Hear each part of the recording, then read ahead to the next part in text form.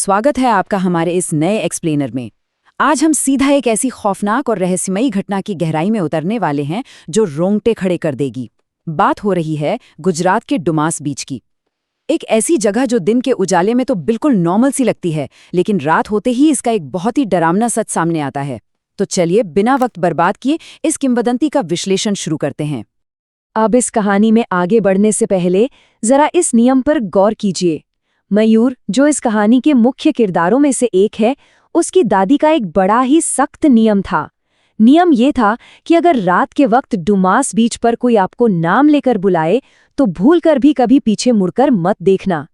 ये सिर्फ डराने वाली बात नहीं थी, ये एक बहुत ही सीरियस चेतावनी थी जो इन 5 दोस्तों को ट्रिप पर जाने से पहले ही मिल चुकी थी। और सच मानिए, यही वो एक बात है जिसने आगे चलकर इस ट्रिप को एक भयंकर बुरे सपने में बदल दिया।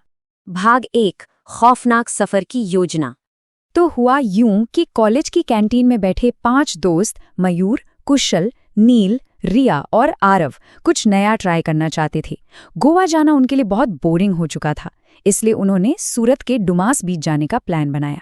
प्लान एकदम सिंपल था, सिर्फ दिन के समय बीच पर जाना है और शाम होने से पहले पहले वापस आ जाना है, क्योंकि वहां की लोकल कहानी ये थी कि खुद मछुआरे भी सूरज ढलने के बाद उस तरफ नहीं भटकते। ये नियम उनकी अपनी सेफ्टी के लिए था, लेकिन जैसा कि हम आगे देखेंगे, ये सारी प्लानिंग धरी की धरी रह जाने वाली थी। भाग 2, डुमास का काला सच। अब जब ये लोग शनिवार की दोपहर वहां पहुंचे तो सब कुछ एकदम नॉर्मल लग रहा था। एक तरफ बिल्कुल किसी डे टाइम कार्निवल जैसी वाइब थी, मतलब भीड़ भाड़, खेलते हुए बच्चे, गुब्बारे, सब कुछ। लेकिन इसी के ठीक उलट एक बहुत ही अजीब सी हकीकत भी थी। उनके पैरों के नीचे की जो रेत थी ना, वो बिल्कुल काली और अजीब सी ढीली थी। ये कोई नॉर्मल रेत नहीं थी दोस्तों। इस दिन की मासूमियत और चहल पहल के ठीक नीचे एक रोंगटे खड़े कर देने वाला इतिहास दबा हुआ था। जब इन दोस्तों ने वहां खाली बोतलें बीनने वाले एक लोकल इंसान से इस बारे में पूछा तो उसका जवाब सुनिए। उसने कहा, ये मिट्टी अतृप्त मृतकों की राख से मिली हुई है, इसीलिए ये इतनी काली है। वैसे अगर हम साइंस की बात करें तो काली रेत आमतौर पर ज्वालामुखी की वजह से होती है, लेकिन यहाँ की जो लोकल कहानियां हैं वो कुछ और ही इशारा करती हैं। सच कहें तो ये एक बहुत बड़ा रेड फ्लैग था, एक ऐसा पहला साफ इशारा जिसे इन दोस्तों ने पूरी तरह से इग्नोर कर दिया। भाग 3, डरावनी चेतावनी और खालीपन। अब जैसे जैसे दोपहर ढलने लगी, समुद्र की ठंडी हवा अचानक से बहुत भारी महसूस होने लगी।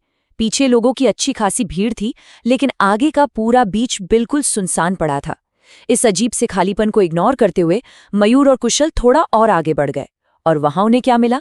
एक जंग लगा हुआ लोहे का बोर्ड, जिस पर साफ साफ लिखा था, डुमास बीच, शमशान भूमि, अधिकृत क्षेत्र।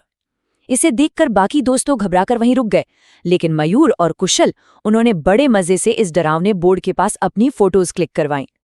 और यहीं से जैसे जैसे दिन ढलता गया, ये एक नॉर्मल सी ट्रिप पूरी तरह से तबाही की तरफ बढ़ने लगी।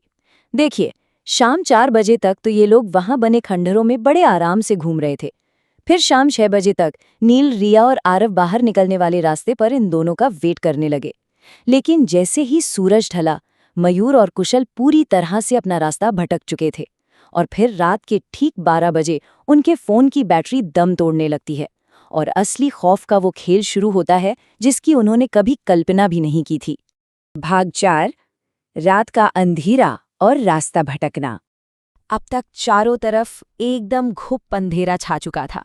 मयूर और कुशल उस खत्म न होने वाले बीच पर बस गोल गोल घूमे जा रहे थे, और तभी उनकी नजर पड़ती है फोन की स्क्रीन पर चमकते इस नंबर पर, सिर्फ 1%। बाहरी दुनिया या कह ले उनके दोस्तों से संपर्क करने का एक लौता सहारा मयूर का फोन बस स्विच ऑफ होने ही वाला था।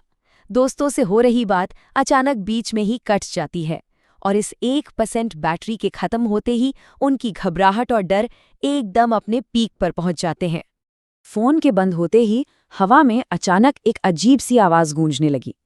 मयूर, तुम क्या कर रहे हो? सोचिए, ये कोई ऐसी वैसी आवाज नहीं थी, ये हूबहू मयूर की दादी की आवाज थी। वही दादी जो 8 साल पहले अचानक लापता हो गई थी और जिनका आज तक कुछ पता नहीं चला था। कभी ये आवाज समंदर की तरफ से आती तो कभी एकदम पीछे से। आपको याद है, हमने शुरुआत में उस नियम की बात की थी कि अगर कोई नाम लेकर बुलाए तो पीछे मत देखना। लेकिन उस खौफ और कंफ्यूजन के माहौल में मयूर ने मुड़कर देख लिया। भाग 5 खौफनाक शमशान घाट। मयूर के मुड़ते ही हालात पूरी तरह से आउट ऑफ कंट्रोल हो गए। ऐसा लग रहा था मानो वो सदियों पुराना शमशान अब पूरी तरह से जाग चुका है। जरा इस डरावने मंजर को इमेजिन करके देखिए। चारों तरफ घना अंधेरा है, ठंडी हवा चल रही है और अचानक से जलती हुई लकड़ी और मांस की तेज असहनीय बदबू पूरी हवा में फैल जाती है। उस खाली और सुनसान जगह पर जलती हुई चिताओं जैसी गंध आना इस बात का सबसे बड़ा सबूत था कि अब वो वहां अकेले बिल्कुल नहीं थे। और फिर अचानक अजीब से कुत्तों के रोने और बहुत ही खूंखार तरीके से भौंकने की आवाजें आने लगीं। देखते ही देखते करीब 10 से 12 जंगली कुत्तों ने उन्हें चारों तरफ से घेर लिया। कुशल अपनी जान बचाने के लिए अपनी बेल्ट हवा में घुमाने लगा और मयूर ने तो घबराहट में नीचे से गीली मिट्टी उठाई और उन कुत्तों पर फेंकनी शुरू कर दी। लेकिन फिर जो हुआ वो सच में किसी के भी होश उड़ा देगा। जैसे ही वो गीली मिट्टी उन कुत्तों को लगी, वो पलक झपकते हैं हवा में गायब हो गए। वो कोई असली जानवर नहीं थे, वो सिर्फ और सिर्फ एक डरावना भ्रम था। कुत्तों के गायब होते ही हवा में कुछ मंत्रों की आवाज गूंजने लगी। राम नाम सत्य है। उन्होंने देखा कि दूर से कुछ अजीब सी आकृतियां जिनके हाथों में जलती हुई लकड़ियां थी, वो सीधा उन्हीं की तरफ दौड़ती चली आ रही थीं। ऐसा लग रहा था जैसे एक पूरी की पूरी अदृश्य अंतिम यात्रा उनकी तरफ बढ़ रही है।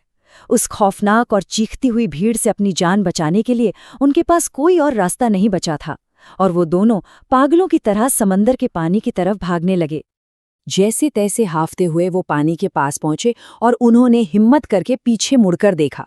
वो परछाइयां अभी भी उन्हीं की तरफ आ रही थीं। वो डर के मारे पानी के और अंदर गहराई में भागने लगे। लेकिन जब उन्होंने दोबारा पीछे मुड़कर देखा तो वहां कोई नहीं था, सब एकदम शांत। और तभी उस गहरे काले समंदर के ठीक अंदर से एक विशालकाय चमकती हुई डरावनी आकृति बाहर निकली। ये मंजर इतना ज्यादा खौफनाक था कि उन दोनों के गले से एक चीख तक नहीं निकल पाई और वो वहीं उस ठंडे पानी और रेत के बीच गिरकर बेहोश हो गए। भाग 6 खौफनाक अगली सुबह। अगली सुबह जब सूरज निकला, तब जाकर नील, पुलिस और मयूर के मामा उन्हें ढूंढते हुए उस जगह तक पहुंचे। मयूर और कुशल पानी के किनारे बेहोश पड़े हुए थे। उनके कपड़े पूरी तरह पानी में भीगे हुए थे और पूरे शरीर पर वो डरावनी काली रेत चिपकी हुई थी। ये हालत अपने आप में उस खौफनाक रात की गवाही दे रही थी। दोनों को बहुत तेज बुखार था। जान तो बच गई थी, लेकिन उस रात ने जो मानसिक घाव दिए वो इतने गहरे थे कि आज भी मयूर कई बार रात को चीखते हुए उठता है और उसे अपने आसपास जलती हुई लकड़ी की वो ही खौफनाक बदबू महसूस होती है। तो हमारा ये पूरा एक्सप्लेनर हमें इस एक आखिरी और सबसे ज्यादा बेचैन करने वाले सवाल पर लाकर खड़ा कर देता है। आखिर डुमास बीच की इन काली रेत में असल में क्या बसता है? क्या ये सच में सिर्फ दिमाग का कोई भ्रम था, या फिर वहां की लोकल किंवदंती और किसी खौफनाक हकीकत के बीच की लकीर सच में इतनी धुंधली है? इस सवाल का असली जवाब शायद वही दे सकता है जिसने उस काली रेत पर रात बिताई हो। हमारे इस एक्सप्लेनर में शामिल होने के लिए आपका बहुत बहुत शुक्रिया। अगली बार फिर मिलेंगे किसी ऐसे ही दिलचस्प विश्लेषण के साथ। तो इसी तरह की और भी कहानियां सुनने के लिए हमारे चैनल को सब्सक्राइब करें।